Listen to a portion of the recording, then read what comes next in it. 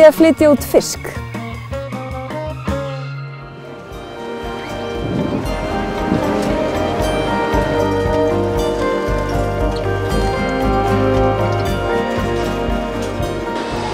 Fiskurinn sem verið að vinna hér í Einhamri í Grindavík þennan morguninn, hann var veiddur af bátnum með Gísla Súrsyni í gær. Héðan fer fiskurinn eftir smástund út á flugvöll og þaðan alla leið til Boston. Við ætlum að slást í för með þorskinum. Við erum alltaf með nýjan fisk og hann í langflestu tilvikum þetta svona. Fiskur sem veiddur í gær, hann sendur út í dag. Og þannig gengur þetta fyrir hverjum einasta degi. Við sendum út alla daga. Við erum alltaf með línuveiddan nýjan fisk. Þið hljótið að þurfa að fá hærri verð þegar þið afgreiðið þetta svona á svona skömmum tíma og takmarkið þetta við ákveðin veiðarfæri. Já, það eðli málsins samkvæmt að fiskur sem veiddur í troll og þú getur fryst og safnar upp lager og sendt út eftir þörfum að auðvitað getur unnið það á hagkvæmari máta. Þannig að þetta er dýrari fiskur, miklu betri fiskur, allt önnur vara, miklu dýrari vara. Kaupendur eru tilbúnir að borga fyrir gæði. Já, og það fer vaxandi. Það er alltaf okkar tilfinning að fólk vil borða hreint, fólk vil vita hvað er að borða, hvaðan það kemur og svo framvegis. Og það er nákvæmlega það sem við erum að gera hér og erum með rekjanleika. Við sendum með okkar fisksendingum út, þá sendum við rekjanleika vottor með hvaða bátur veiðir hann, hvaða dag og svo framvegis. Úr vinnslunni fer fiskurinn í vöruhús á Keflavíkurflugvelli, en þar sem hann er settur í gáma eða á vörubretti, allt eftir því hvernig á að flytja hann. En flutningakerfið skiptist eiginlega í tvennt. Það er byggt upp bæði á að nýta lestarpláss í farþegaflugvélum Icelandair og líka með okkar eigin fraktvélum sem við fljúgum bæði austanhafs og vestanhafs. Hversu stór hluti fer með farþegaflugvélum að fraktinni? Það sé ekki svona 40% kannski sem fer með farþegaflugvélum núna og 50-60% fraktvélum. Þannig ef maður flýgur til Boston eða Berlínar þá getur maður verið nokkuð öruggur að það sé fiskur um borð. Það er nánast örugglega einhver tonnu um borði fyrir vél sem þú ferð með sjálfur. Sagan náttúrulega byrjar með því að menn byrja að nýta lestarpláss í vélum loftleiða á flugfélags Íslands í gamla daga og svo þróa sagan áfram. Og út frá því förum við að reka fraktfélag til að anna betur eftirspurninni. Jæja, þá er þorskurinn lendur í þokunni hér á Logan flugvellinum í Boston eftir 6 tíma flug og vélin er á leiðinni inn til affermingar.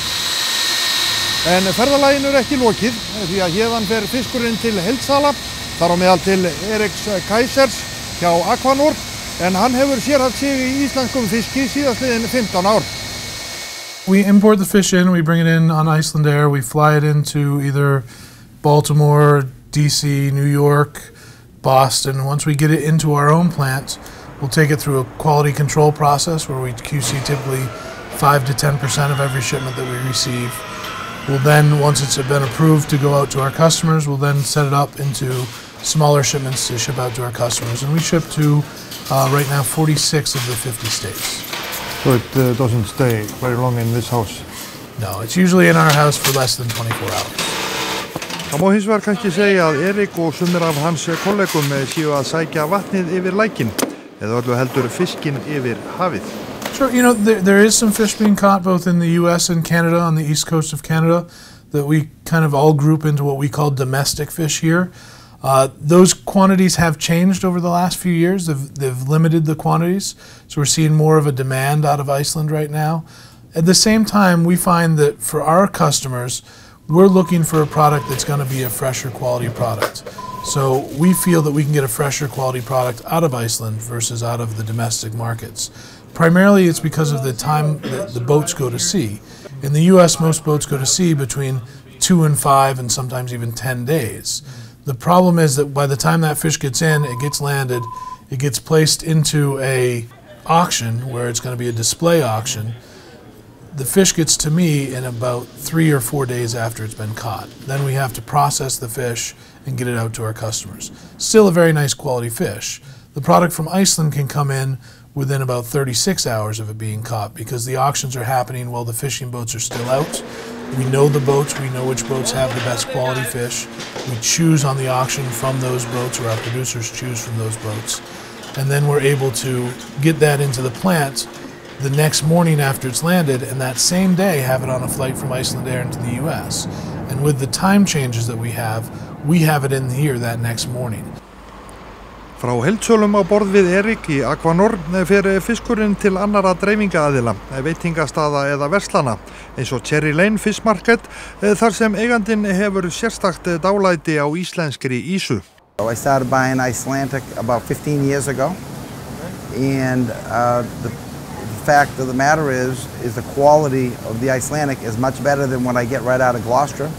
So I've pretty much eliminated buying haddock out of Gloucester, unless we're down there every day cutting other fish, and if we see good haddock, we'll buy it from there, but I haven't bought any there now in probably 5 months, because there just hasn't been any good fish landed, and the quality of the Icelandic is much better. When you are talking about quality, are you talking about how fresh it is? I'm talking about that, but also the fact is they drag their fish, and the fish, I think they drag too long and the fish get beat up and are soft. So even when the fish is fresh, it's not firm. Á síðasta ári voru flutt út frá Íslandi rúm 25.000 tonn af ferskum fiski, flugleiðis. Útflutningur til Bandaríkjanna hefur tvöfaldast á aðeins 2 árum og jafnvel eru enn eftir vannýtt tækifæri. Það held ég klárlega, alveg klárlega. Við höfum þessi gæði og við getum markasett og við getum gert meira í markasmálum og ýmsu fleira til að ná meira árangri og það klárlega tækifæri mikil.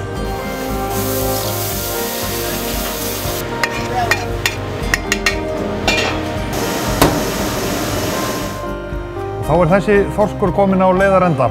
Því hér á Turner Seafood í Salem í útjaðri Boston hann kominn á diskinn, aðeins tæpum 2 sólarhringum eftir að hann kom upp úr sjónum við Reykjanes. Kenninafnakerfi